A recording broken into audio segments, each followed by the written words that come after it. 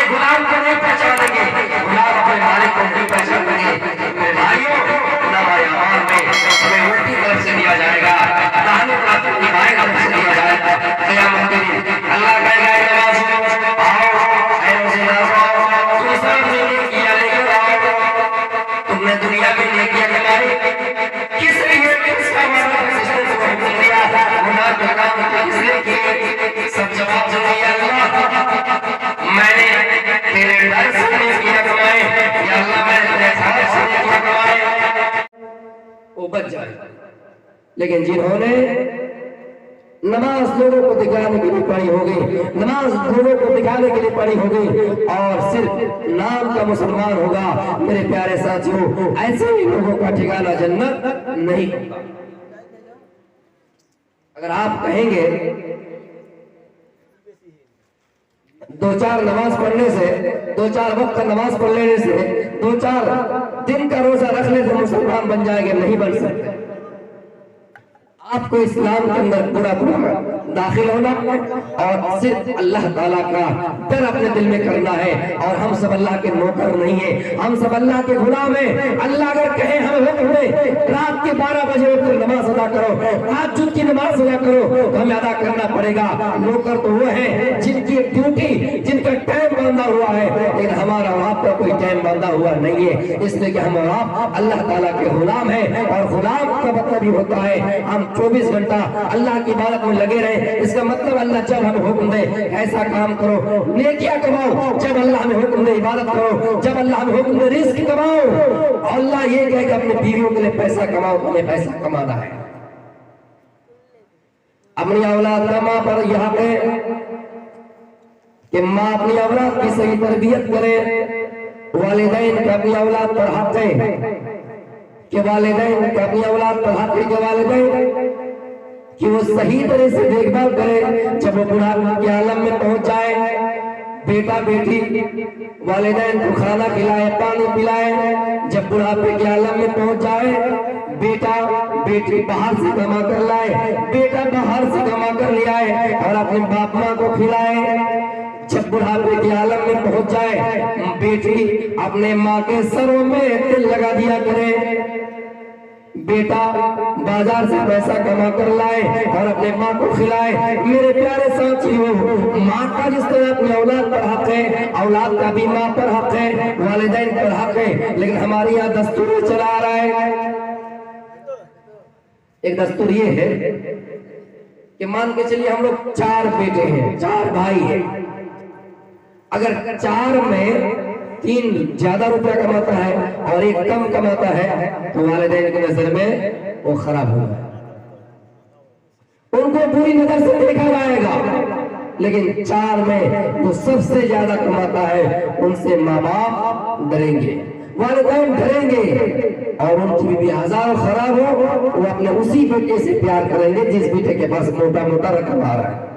हम जाए तो किधर जाए, हम जाए तो किधर जाए? मेरे प्यारे साथियों, ये शरीयत नहीं कहती है, शरीयत इस बात की आपको इजाजत नहीं देती है कि जो बेटा आपका ज्यादा पैसा कमाए आप उन्हीं की तरफ ध्यान दें, ये हक नहीं बनता है। एक अफसाना है कि एक लड़का एक लड़की से बहुत मोहब्बत कर रहा था।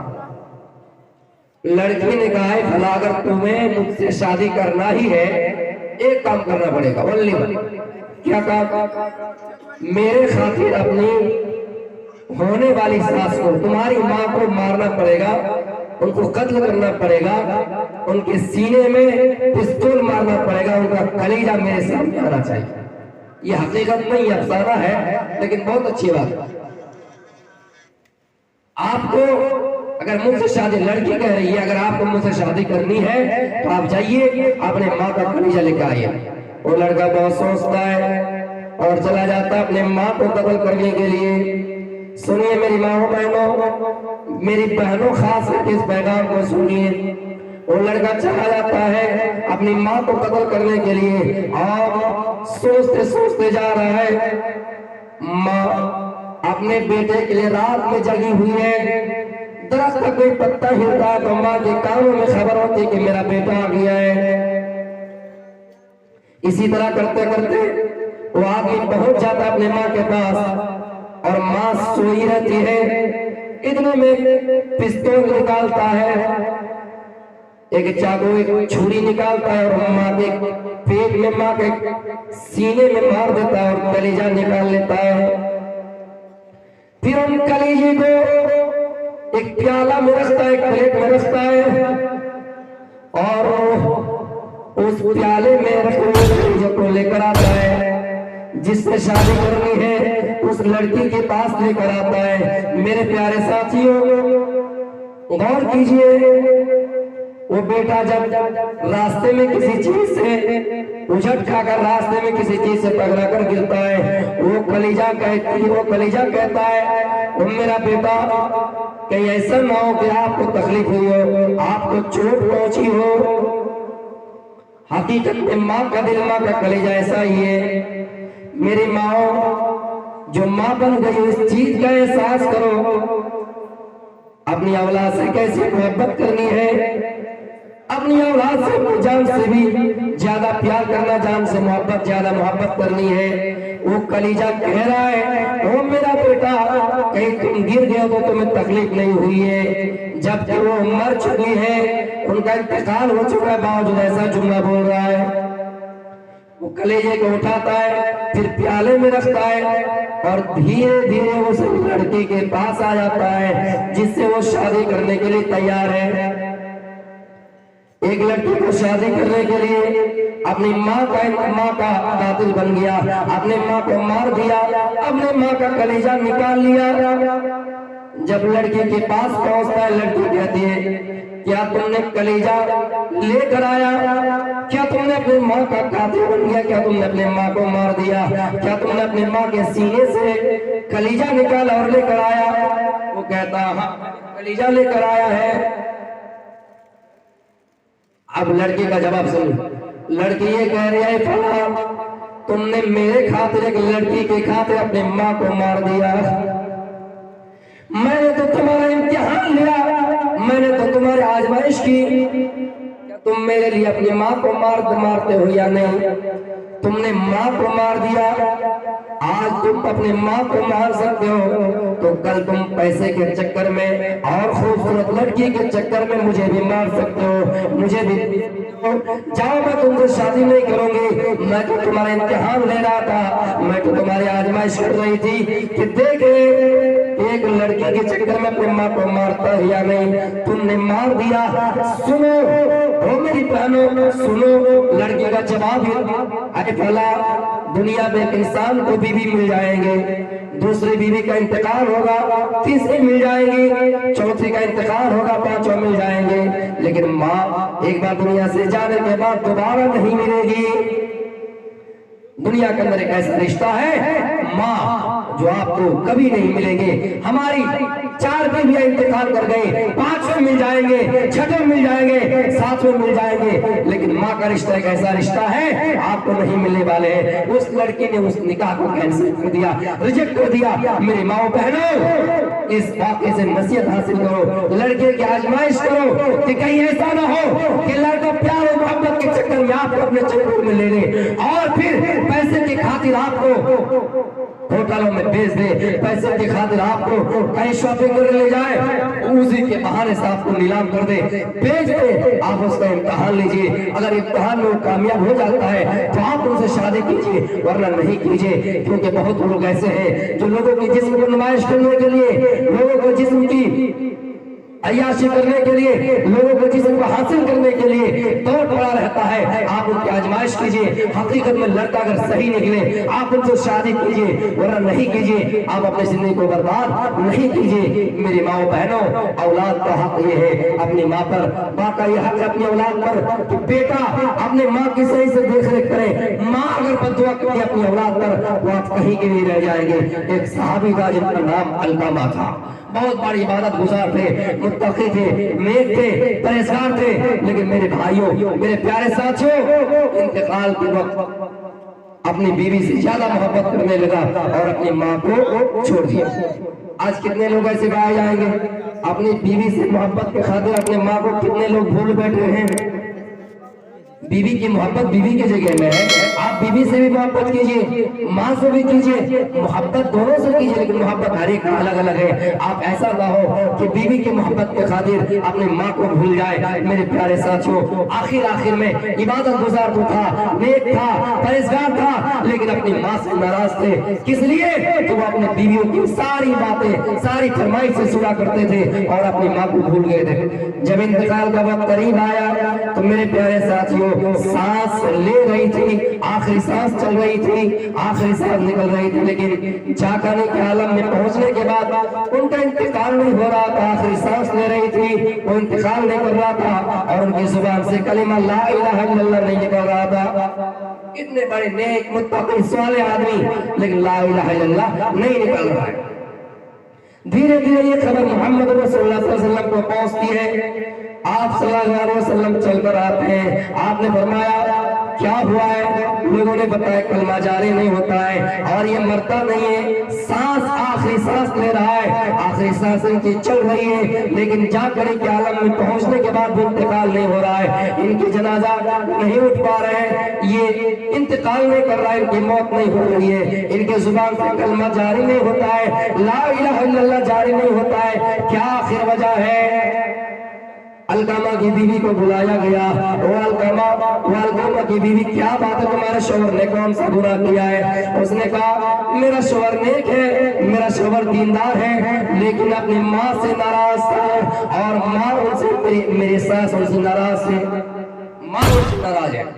देखिए, दीनदार होने के बावजूद, नमाज़ी होने के बावजूद, रोजेदार होने के बावजूद, अगर अपनी माँ से आप नाराज हैं, माँ अगर आपसे नाराज है, वालिदैन अगर आपसे नाराज है, तो मेरे प्यारे साथ आपका हशर व नशर क्या होगा देख लीजिए।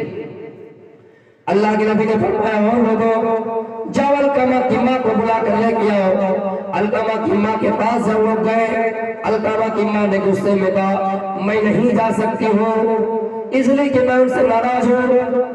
अल्लाह के नबी ने फरमाया, अलकामा की माँ, ऐसा काम करो, अगर तुम नहीं आते हो, अगर तुम अपने बेटे को माफ नहीं करते हो तो अलकामा को जिंदा जला दिया जाएगा।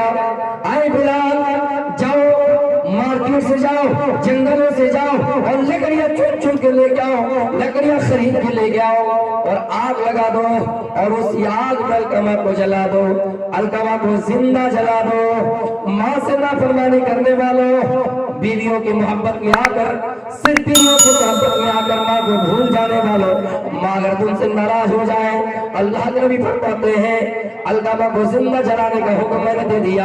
ओ बिलाल, लकड़ियां लेकर आओ और आग जला दो और उस आग में अलकामा को भी जला दो। अलकामा की माँ तक एक खबर पहुंची कि मेरे बेटे को जिंदा जलाया जाएगा।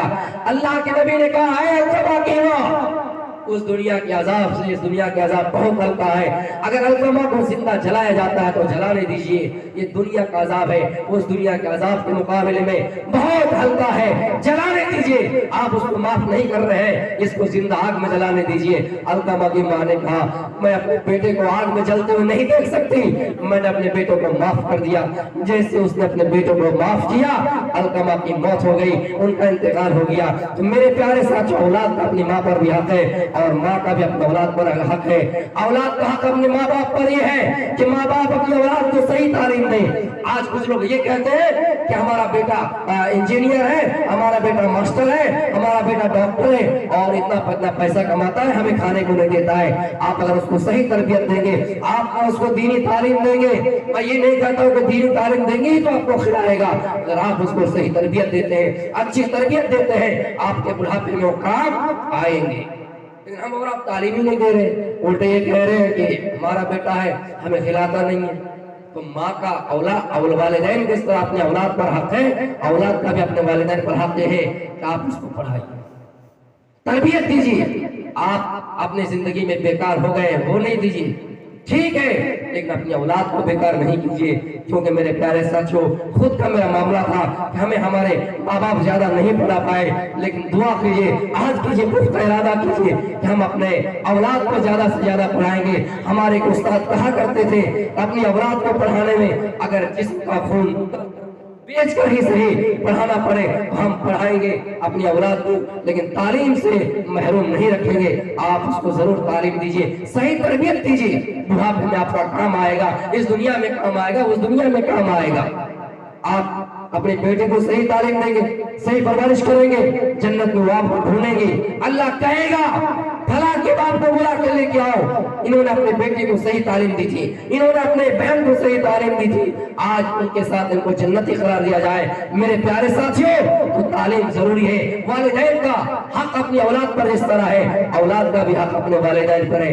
आइए मैं रब से और दो चार रिश्ता आपसे जो आ रहा हूँ, हम और आप अल्लाह को कैसे पहचानेंगे, कैसे जानेंगे कि अल्लाह हमारा रब है।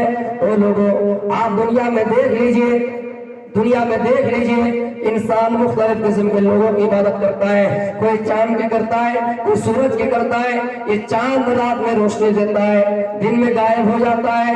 ये सूरज दिन में रोशनी देता है, रात में गायब हो जाता है। ये दरख्त हम और आप इसको मान रहे हैं, हम और आप कह रहे हैं, अब इसी पर इख्तिलाफ कीजिए, हम और आप इसकी पूजा परस्त कर रहे हैं। लेकिन इन दरख्त को जब काट दिया जाए, इन दरख्त के जड़ों को काट दिया जाए, ये दरख्त मुरझा जाएंगे। लेकिन मेरे प्यारे साथियों, कोई जात अगर बाकी रहेगी तो अल्लाह ताला जो दुनिया फना होने के बाद, आसमान और जमीन के खत्म हो जाने के बाद भी फना रहेंगे, तो आसमान और जमीन के फना हो जाने के बाद भी वो जात बाकी रहेंगे। मेरे प्यारे साथियों, दुनिया में देख लीजिए, हमने अपने हाथों से बहुत बड़ा बड़ा भगवान बनाया, हमने अपने हाथों से बहुत बड़ा बड़ा इंसान तैयार किया, मुजस्समे बनाए, लेकिन इनको अभी टूटना पड़ता है, चाहे सोने के ही बना क्यों ना दिया जाए। इसलिए मेरे प्यारे साथियों, कोई जात अगर है तो अल्लाह ताला की जात है, जिनसे हमें और आपको पुख्ता रिश्ता कायम करना है और ये पहचानना है कि अल्लाह ही हमारा रब है, जिसने इंसान को खाना खिलाया, जिसने इंसान को पानी पिलाया, जिसने इंसान को पानी से सैराब किया, जिसने इंसान को खाना खिलाया। मेरे प्यारे साथियों, अल्लाह ही है जिसने इंसान को बेहतरीन तरीके से पैदा किया। लक़द खलक़नल इंसान फी अहसनि तक़वीम। दुनिया के अंदर आप देख लीजिए, बड़े से बड़े ताजमहल बना लीजिए, बड़े से बड़े आगरा, बड़े से बड़े कुतुब मीनार बना लीजिए, इंसान से ज्यादा खूबसूरत आपको कोई चीज नजर नहीं आएंगे।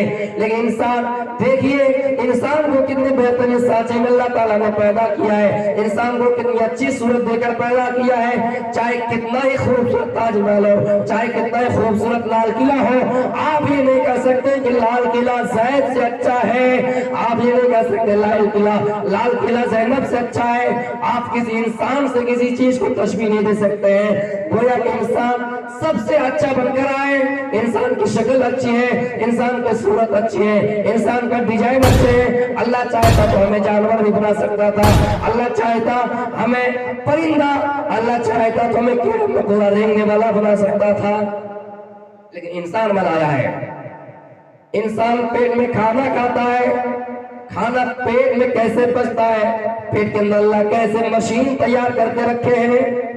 कोई अगर साइंस वैज्ञानिक आज मशीन तैयार करते हैं, हमारा उनका आशीर्वाद लेते हैं, उन्हें मुबारकबादी पेश करते हैं, उन्हें यहाँ तक लोगों ने खुदा का दर्जा दे दिया, भगवान का दर्जा दे दिया। लेकिन आए लोगों, पेट के मशीन के बारे में गौर करो कि वही पेट जिसमें हम खाते हैं, हलक के नीचे से खाना उतारता है और पेट में जाता है, वही खाना कैसे टाइम टू टाइम क्लियर हो जाता है, पचमा बनता है, और भोजन क्लियर होने के बाद फिर हम अपने पेट को आराम कर लेते हैं, संजीदगी से फिर दोबारा खाना खाते हैं। अगर आप बताइए, दुनिया में अगर हमें एक ही मरतबा खाना खा के वो मशीन अगर काम ना करती और पेट हमारा भूख नहीं लगती, उसी के अंदर पेट में खाना रह जाता, क्या हमें आराम मिलता, क्या हमें सुकून मिलता, क्या हम इस दुनिया की लज्जतों से आशना हो पाते, क्या हम इस दुनिया की लज्जतों को महसूस कर सकते हैं? नहीं नहीं, पेट से बढ़कर कौन सी मशीन हो सकती है। इसी चीज को देखकर साइंस बहुत कुछ कर रही है। ये जो हाथ है, इनकी कहनी है, ये हरकतें कर रही है, कभी इधर से कभी उधर। इसी चीज को देखकर आज साइंस जैसे भी बना रहे हैं, बुलडोजर बना रहे हैं, यही इन्हीं हरकतों को तो देखकर बुलडोजर बनाया गया है। मेरे प्यारे साथियों, इसलिए इन तमाम कारीगिरी को करने वाला अल्लाह ताला ही है। इन तमाम चीजों का इजाद करने वाला, इन तमाम चीजों का हल, इन तमाम चीजों का रास्ता दिखलाने वाला कोई अगर जात नजर आ रही तो अल्लाह ताला की है। और अल्लाह फरमाता है, आए मेरे बंदो, तुम सब आपस में मुझसे ऐसे जुड़ जाओ, ऐसे जुड़ जाओ कि तुम्हें कुछ भी मांगने की